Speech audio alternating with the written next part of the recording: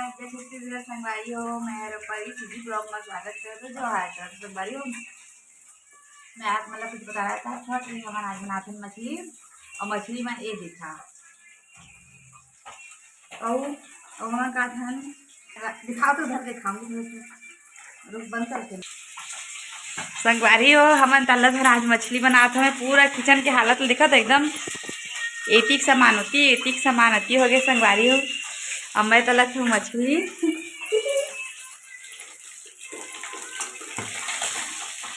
कौन कौन मन डरो पको मछली तलता तेला बता भाई कब मैं डरो पको मछली तलता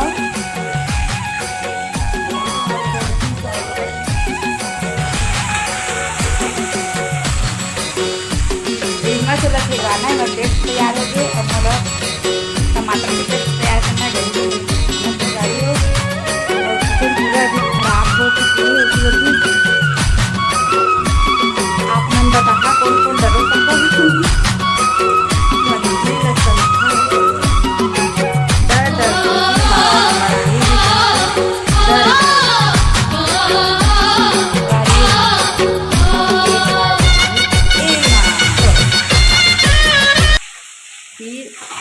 मुंडी दो ठो एरे मुझे डर लगते नहीं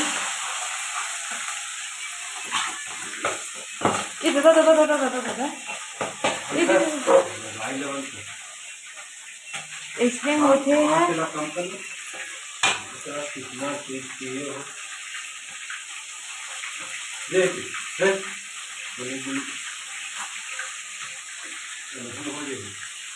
और दे अलहन हो देगा तो संगारी हो।